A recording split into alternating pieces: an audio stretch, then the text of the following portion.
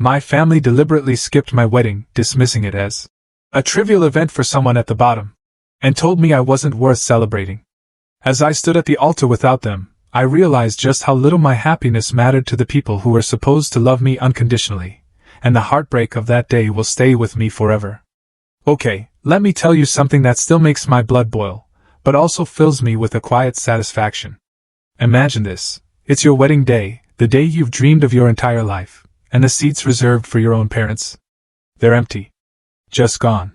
Because they chose a tropical vacation with my brother's family instead. But believe it or not, that was just the beginning. The real gut punch came a month later, when they called, not to congratulate me, but to accuse me of owing them money. Hi, I'm Autumn, I'm 29, and my wedding day should have been perfect. I'd worked my butt off, built a successful nursing career from a pretty modest background, and found true love with Ethan. But as I walked down that aisle, those empty seats just screamed at me. My parents, Diana and Richard Parker, chose a Hawaii vacation over their own daughter's wedding. It's just a trivial event for someone at the bottom. My father had actually said that to me. That line? It hurt more than anything. Until, like I said, a month after the wedding, when they suddenly remembered the money I'd lent them years ago. Suddenly that mattered. Before I dive deeper into how truly wild things got, tell me in the comments where you're watching from. And seriously, hit that subscribe button if you've ever felt like you were constantly fighting for recognition, for just a scrap of approval, in your own family. Growing up in Grand Rapids, Michigan, it felt like my family had this unspoken, rigid hierarchy. My parents never even tried to hide their favoritism for my older brother, Thomas. He was their golden child, their shining star. From the moment he announced he'd follow in my dad's business footsteps, he could do no wrong. Thomas aced everything, graduated from a fancy university, landed a corporate job at a Fortune 500 company straight out of school. By 30, he'd married Grace, a woman my parents adored because of her social connections and family name. Within 3 years, they had 2 perfect kids, Emma and Liam, completing what my parents viewed as the absolute ideal family picture. Me? I stumbled into my passion for healthcare volunteering at a local hospital in high school. The connection I felt with patients, the real, tangible difference I could make in people's lives, it gave me purpose. When I told my parents I was going into nursing instead of business, my dad's disappointment was palpable. Nursing? He'd scoff. All that potential wasted on changing bedpans? You could be running companies, Autumn. My mom was quieter, but just as dismissive. It's respectable, I suppose, she'd sigh. But you've always settled for less than you could achieve. Ouch. The difference in how they treated us was glaring, especially during milestone events. For Thomas's 20th birthday, they surprised him with a brand new car. For mine? A gift card to a department store. When Thomas got a promotion, they threw this elaborate dinner party, invited all their fancy friends. When I graduated with honors from nursing school, they showed up to the ceremony, sure, but then bolted immediately after, claiming some neighborhood barbecue they just couldn't miss. When Thomas bought his house, our parents contributed a massive down payment, calling it a proper start in life. When Ethan and I started looking at even modest homes, my mother actually suggested we live within our means, and just start with an apartment. Despite all of it, I tried. I really tried to maintain a relationship, always hoping they'd finally see my value. I'd visit monthly for family dinners, sent thoughtful gifts, called regularly. I believed, stupidly, that family was family, no matter what. 3 years ago, that belief was put to the ultimate test. My parents called me in a panic. They'd made some truly awful investment decisions and were 3 months behind on their mortgage. The bank was threatening foreclosure if they didn't come up with $25,000 immediately. We've already asked Thomas. My father explained, sounding so defeated. But with the kids' private school tuition and their new vacation home expenses, he just can't help right now. My heart sank. Ethan and I had been saving diligently for years, building a modest nest egg that we hoped would become our own house down payment. After talking it through with Ethan, we decided I would loan them the money. We'll pay you back, my mother promised, her voice laced with desperation. $600 every month until it's paid off. I insisted on a written agreement. Not because I didn't trust them, but because it was a significant amount of money. My father seemed offended, but my mom convinced him it was reasonable. We signed a simple contract, and I kept a copy. For almost 3 years, they actually made the payments like clockwork. $600 would appear in my account, usually around the 5th or 6th. I was genuinely proud I could help them when they needed it, and it felt like we were getting closer. My father even called me occasionally just to chat, something he'd almost never done before. When Ethan and I got serious, my parents were politely interested, never enthusiastic. Ethan was a kindergarten teacher, with a gentle spirit and endless patience. Qualities I absolutely adored, but my parents found unimpressive. A teacher? My mother had asked when I mentioned him. Well, I suppose someone has to do it. Ethan and I had met volunteering at a children's hospital reading program. His dedication, his natural way with kids, it just captivated me. Within a year, we were inseparable. I knew he was the one. Your brother married into the Wilson family. My mother would frequently remind me. Grace's father golfs with the governor, you know. What she never mentioned was how Thomas and Grace's relationship felt more like a business arrangement than a love match. They presented a perfect image on social media, at family gatherings. But the few times I'd seen them alone, they barely spoke. Ethan and I, by contrast, could talk for hours about everything and nothing. He supported my career ambitions wholeheartedly, and I cheered him on as he developed innovative teaching methods. We weren't wealthy, not by their standards, but we were building a life rich in purpose and mutual respect. As our relationship grew serious, I desperately hoped my parents would finally recognize the value in the life I was creating. I hoped they'd see that success could be measured in more than just financial terms or social status. I would soon learn just how misplaced those hopes were. Ethan proposed to me on a Tuesday afternoon, right in the pediatric ward where I worked.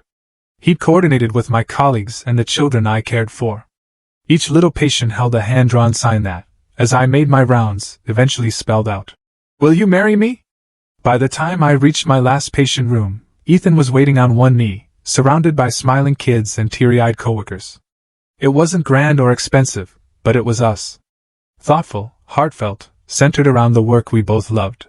That evening I called my parents to share the news, so excited, hoping they'd be happy for me. "He proposed at the hospital?" My mother asked, the disapproval so obvious in her voice it was a punch to the gut. "Thomas proposed to Grace at the Ritz-Carlton in Chicago, you know, during a private dinner with a string quartet." Still, I tried. I tried to involve my mother in the wedding preparations. I invited her to dress shopping, but she claimed a standing appointment with her bridge club that couldn't be rescheduled.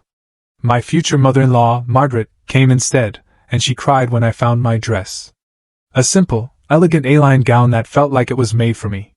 "Have you considered something more elaborate?" my mother asked when I showed her photos. Grace's dress was a designer original. Your brother spent a fortune to make sure she had the very best. Every single conversation about the wedding seemed to circle back to Thomas and Grace's extravagant celebration 5 years earlier. Their wedding had cost more than Ethan and I made in a year combined. Hundreds of guests, a 7-tier cake, a reception at one of Detroit's most exclusive venues. Ethan and I were planning something much smaller. 70 guests at a charming local botanical garden, with catering from a family-owned restaurant we loved. Our budget was modest, but it was perfect for the intimate celebration we envisioned. My father stayed mostly out of the planning process, but he'd occasionally offer unhelpful commentary. "All this fuss over a single day," he'd remark once. "Especially for someone in your position. It's not like you're merging family businesses or forming advantageous connections." I tried to brush off these comments, focusing instead on the sheer joy of planning a life with Ethan. We sent save-the-date cards 6 months before the wedding, making sure our families had plenty of notice. My parents received theirs, confirmed by my mother's text. "Got your card. We'll check our schedule." As the weeks passed and formal invitations went out, their response remained infuriatingly vague. "We'll have to see," my mother would say when I asked directly. "Your father has so many commitments these days." Then, 3 months before the wedding, during a routine Sunday call, my mother mentioned casually that they were finalizing plans for a family trip to Hawaii. My stomach dropped. "When are you going?" I asked, a knot forming. "Mid-June," she replied, as if it were the most normal thing in the world. "But my wedding is scheduled for June 12th. "That's my wedding weekend," I said, my voice barely a whisper. "Is it?" She feigned surprise. "Oh dear, I must have gotten the dates confused." "Well, it's too late to change now. Thomas has already arranged time off, and the children are so excited. You understand, don't you?" I didn't understand. Not at all. Later that evening, I called my father directly, desperately hoping there'd been some mistake. Dad, I started. Mom says you've planned a family trip during my wedding weekend. There must be some misunderstanding. His response was cold, calculated. There's no misunderstanding, Autumn. We've invested a lot in this trip. Thomas has important business contacts in Hawaii, and this could be a significant opportunity for him. More significant than your daughter's wedding?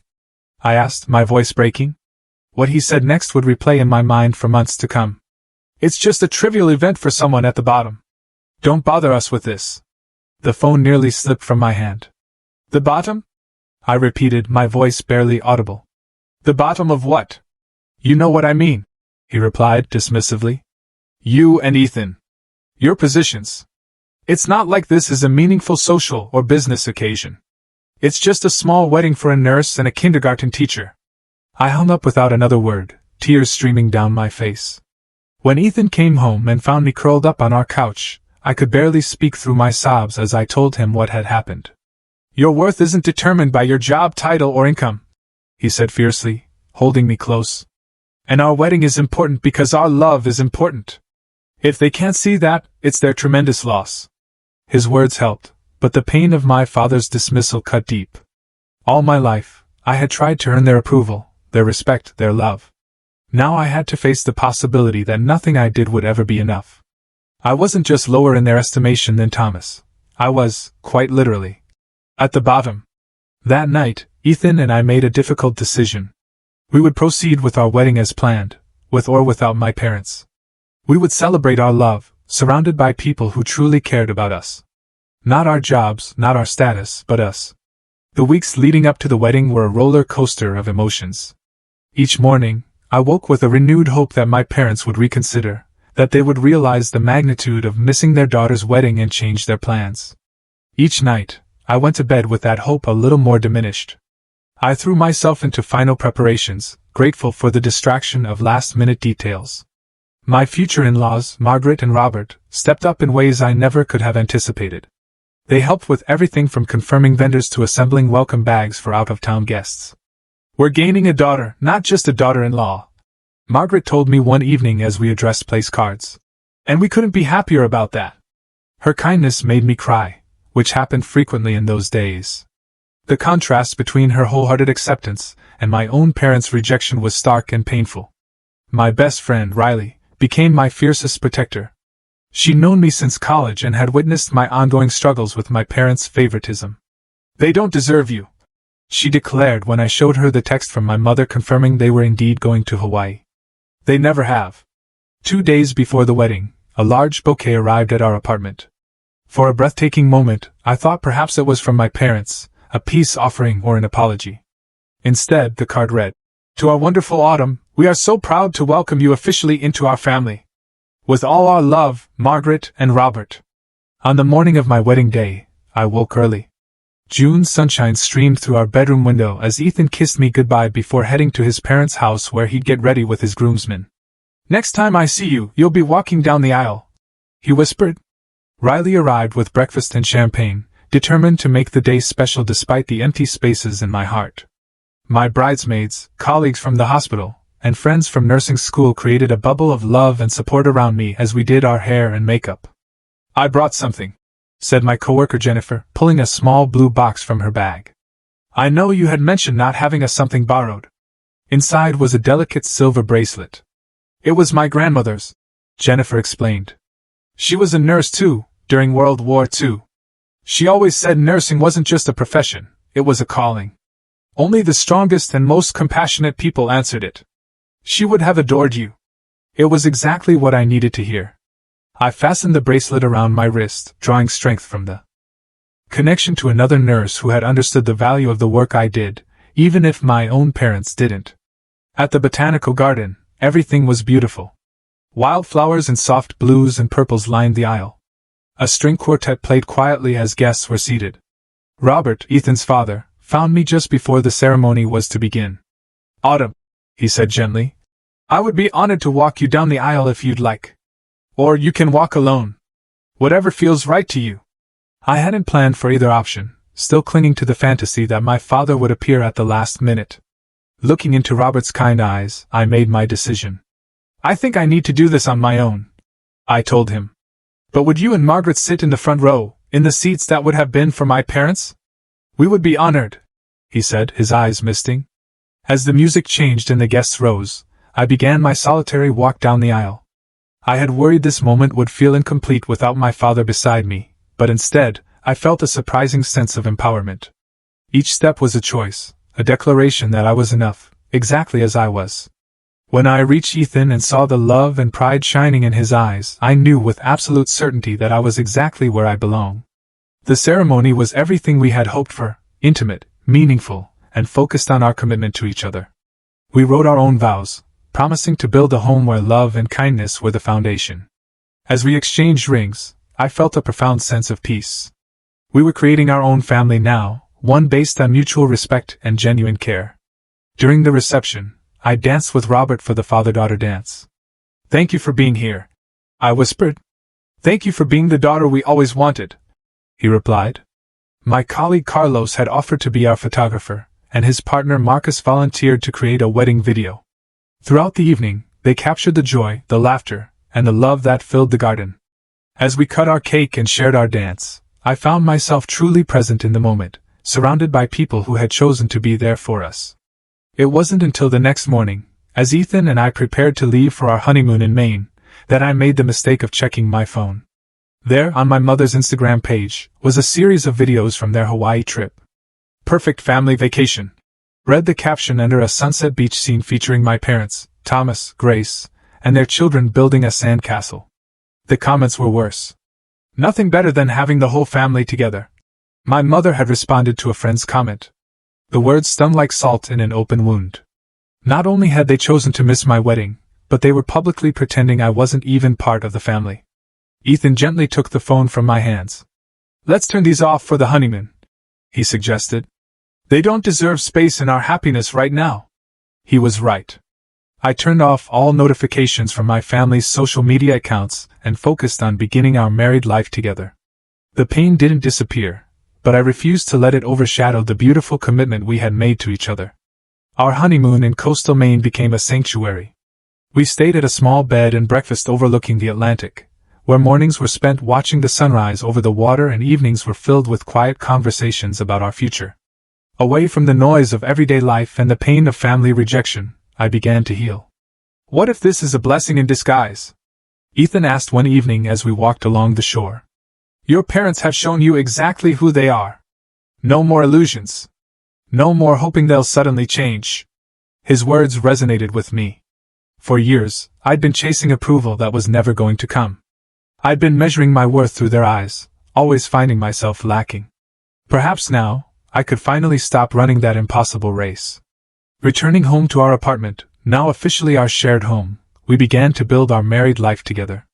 We established new routines and traditions, small but meaningful rituals that were uniquely ours: Sunday morning pancakes, Wednesday night board games, monthly day trips to explore nearby towns. I made a conscious decision to limit contact with my parents. I didn't block their numbers or completely cut them off. But I stopped initiating communication. No more weekly calls. No more seeking their input on decisions. No more desperate attempts to share my life with them. At Riley's suggestion, I started seeing a therapist, Dr. Bennett, who specialized in family trauma. Our sessions helped me process not just the wedding rejection, but the lifetime of subtle and not-so-subtle messages that had damaged my self-esteem. "What your parents did was emotional abandonment," Dr. Bennett explained during an early session. "And from what you've shared, it's part of a pattern that's existed your entire life." Working with her, I began to recognize how deeply my parents' favoritism had affected me. I had internalized the idea that I was somehow less valuable, less worthy of love and attention than my brother. That belief had influenced everything from my personal relationships to my career choices. "You've spent your life trying to earn love that should have been freely given," Dr. Bennett said. "That's not your failure. It's theirs." Ethan's family became an unexpected source of healing. Margaret called regularly, not to pry or judge, but simply to check in. Robert sent funny dad jokes via text that never failed to make me smile.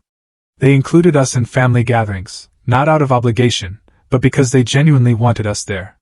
My colleagues at the hospital, many of whom had attended our wedding, formed another crucial support system. The chief nursing officer, Barbara, pulled me aside about a month after I returned from honeymoon. "I've been watching your work for years," she told me. "Your clinical skills are exceptional, but it's your compassion that truly sets you apart. We're creating a new patient advocacy program, and I'd like you to help develop it." This boost of professional confidence came at exactly the right time. The program would require additional training and responsibility, but also offered a path to advancement I hadn't considered before. I threw myself into the work, finding purpose and validation, using my nursing experience to improve patient care systems. Through my cousin Melissa, the only relative from my side who had attended our wedding, I occasionally heard updates about my family. Thomas's business was apparently facing some challenges, though the details were vague. My parents had canceled their annual winter trip to Florida, citing budget concerns. None of this information came directly from them. 6 weeks after our wedding, I noticed something unusual. The monthly loan payment from my parents didn't appear in my account. Given everything that had happened, I initially decided to ignore it. Perhaps it was an oversight, or perhaps it was their petty way of punishing me for getting married without them. When the payment date came and went with no deposit, I sent a brief, business-like email. "I noticed the June and July loan payments haven't been made. Please advise regarding when I can expect them." I received no response, not to that email nor to a similar follow-up I sent a week later. Meanwhile, my mother's social media remained active, with posts about family dinners and weekend outings, always featuring Thomas, Grace, and their children. Never any acknowledgement of my existence or the missing payments. Dr. Bennett helped me process these continued rejections without letting them reopen healing wounds. "Their behavior says everything about them and nothing about you," she reminded me. "You get to decide what role they play in your life moving forward." Ethan and I focused on building our future. We began house hunting, looking for a modest home where we might eventually start a family of our own. We discussed adoption and fostering, both feeling drawn to providing a loving home for children who needed one. "We know what it feels like to be unwanted," I told him one night. "Maybe that understanding makes us exactly the right parents for kids who've experienced the same." Ethan's eyes had filled with tears. "You're going to be an amazing mother," he said. "The kind who makes sure her children never doubt they're loved." As summer turned to fall, I settled into a new normal. Life without my parents' constant presence was not just manageable, but in many ways more peaceful. I no longer braced for criticism with every phone call or measured my achievements against my brothers. I was learning to see myself through my own eyes, and through the eyes of people who truly valued me. Then, exactly 1 month after our wedding, my father called. The sight of my father's name on my phone screen after weeks of silence sent my heart racing. I almost didn't answer, but curiosity won out. "Hello?" I said cautiously. "Autumn." My father's voice was brisk. "All business. I'm calling about the deposits." I was momentarily confused. "Deposits?" "Yes," he said impatiently. "We haven't received any deposits from you for the past 2 months. I've checked with the bank, and there's been no activity. Is there a problem we should know about?" The realization hit me like a physical blow. He wasn't calling about the loan payments they had missed. He was calling because he somehow expected me to be sending them money. "Dad," I said slowly, trying to process the sheer audacity. "I think there's been a misunderstanding. You and Mom owe me money, not the other way around. I lent you $25,000 3 years ago, and you've been making monthly payments of $600 until recently." The line went silent for a moment. Then, "That was a gift, Autumn. We're your parents. Family helps family without keeping score." My hand tightened around the phone. "It wasn't a gift. We signed a loan agreement. I have it in writing." "A technicality," he dismissed. "Look, we need you to start contributing to the family fund. Thomas is going through a rough patch with his business, and we're helping him stay afloat. As a sister, you should be doing your part." The audacity was breathtaking. "Let me get this straight," I said, fighting to keep my voice steady. "You skipped my wedding for a vacation with Thomas. Called it a trivial event for someone at the bottom. Haven't spoken to me in over a month. Stopped making payments on money you legally owe me. And now you're calling to demand that I give you more money to help my brother? Don't be dramatic," my father said coldly. "This is about family responsibility. Thomas has children to support. And I have a life to build, I countered. A life you've made clear you don't value or respect. This isn't about respect, he insisted. It's about practical matters. Thomas needs. I don't care what Thomas needs, I interrupted, surprising myself with my firmness. I care about the $25,000 you borrowed from me and promised to repay. I care about being treated like a member of this family instead of an ATM you can withdraw from whenever Thomas has a problem. My father's tone hardened. I'm disappointed in you, Autumn. This selfish attitude isn't how we raised you. No, I agreed. You raised me to believe I was less important than my brother, less valuable, at the bottom. But I'm not accepting that anymore. I hung up before he could respond, my hands shaking. Within minutes, my phone began ringing again. My mother this time. Against my better judgment, I answered. How dare you speak to your father that way? She began without preamble. After everything we've done for you, what exactly have you done for me, Mom? I asked quietly. We raised you, educated you, supported your decisions even when we disagreed with them, she said, her voice rising. And now, when your family needs you, you turn your back on us. Like you turned your back on me by missing my wedding? That was different, she insisted. We had prior commitments to a vacation that could have been scheduled any other week of the year, I pointed out. She sighed dramatically. Autumn, you need to see the bigger picture here. Thomas is facing serious financial difficulties. His company is downsizing, and he might lose his position. They've already had to take Emma out of her private school and cancel their country club membership. They're suffering. The definition of suffering in my family had always been incredibly revealing. So Thomas might have to live like a normal person instead of the privileged one he's always been? And that's a crisis requiring my financial support? Family supports family. She repeated my father's earlier words. Except when that family member is me, apparently. That's not fair, my mother protested. We've always treated you and Thomas equally. The blatant lie was the final straw. Mom, I have to go. Please tell Dad that I expect the loan payments to resume immediately, as per our written agreement. If I don't receive the overdue amounts within 2 weeks, I'll need to consider other options. Are you threatening us? She asked incredulously. I'm establishing boundaries, I corrected. Something I should have done years ago. After ending the call, I went straight to our home office and found the loan agreement in my files. It was clear and unambiguous, signed by both my parents and dated. There was no mention anywhere of the money being a gift.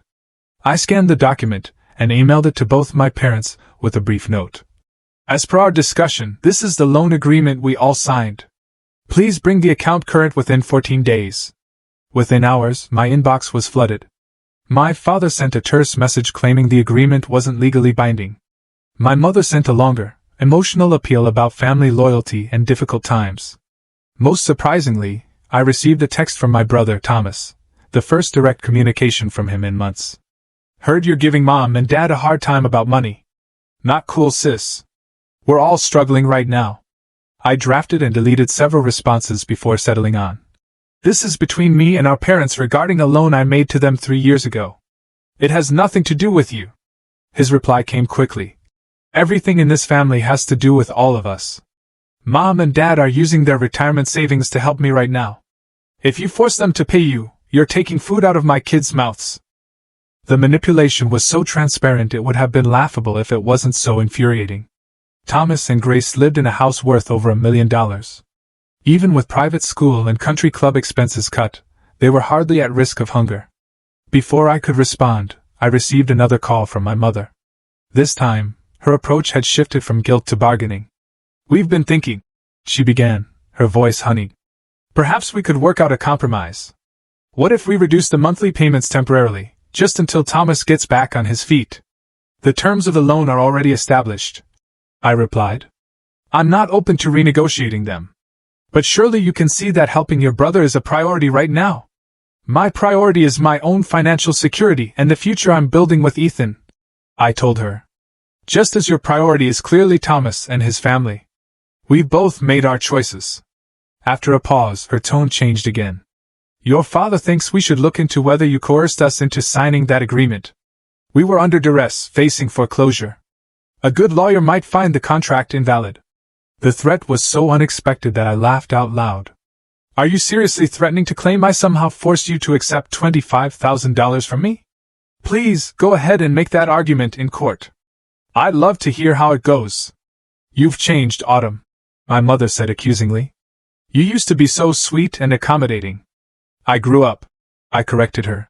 And I stopped accepting scraps of attention while watching you give Thomas the whole meal. The conversation ended with my mother suggesting that Ethan was behind my new attitude, another deflection to avoid taking responsibility. As I hung up, I realized something important.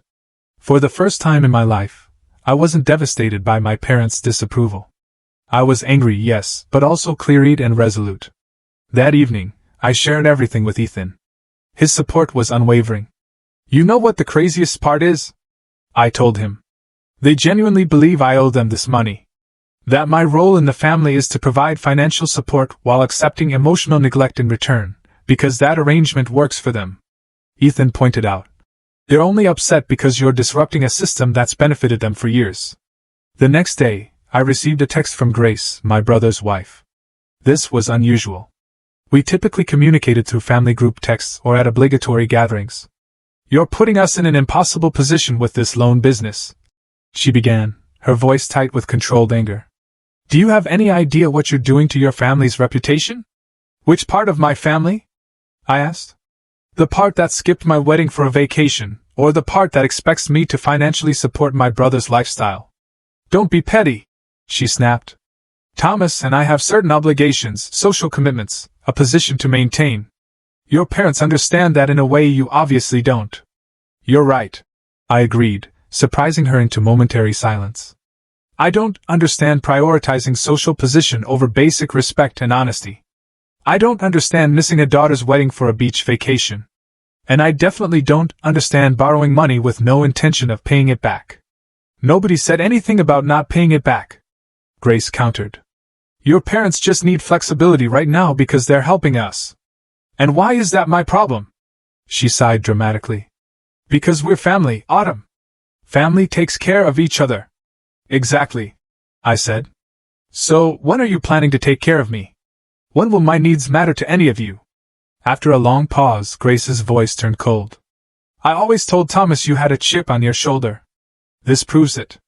Your jealousy is destroying this family. No, I corrected her. Your entitlement and my parents' favoritism did that long ago. I'm just finally acknowledging it. After hanging up, I forwarded all the messages I'd received to Meredith, who advised documenting everything but continuing to avoid direct engagement. Let the legal process work, she counseled. Emotional arguments only cloud the issue. 2 weeks after receiving the demand letter, my father finally responded, not to me, but to Meredith. His email was a mixture of indignation and vague threats about family matters that should remain private, and potential consequences to Autumn's inheritance. Meredith forwarded his message with a note. This actually strengthens our position. He's not denying the debt exists. He's just trying to pressure you through other means. Meanwhile, my mother launched a more subtle campaign. She began posting old family photos on social media. Always ones that included me. Always with captions like, missing the days when family meant everything, or, nothing more precious than a daughter's love. The transparent attempt to portray herself as the wounded mother and me as the ungrateful daughter might have worked once, but therapy and distance had given me clarity. These posts weren't about love or reconciliation. They were about controlling the narrative and saving face. 3 weeks after the demand letter, as the deadline approached, I received a text from my father. We need to meet. All of us. This has gone far enough. After consulting with both Meredith and Dr. Bennett, I agreed to a meeting at a neutral location, a private room at a local restaurant. With conditions. Ethan would accompany me.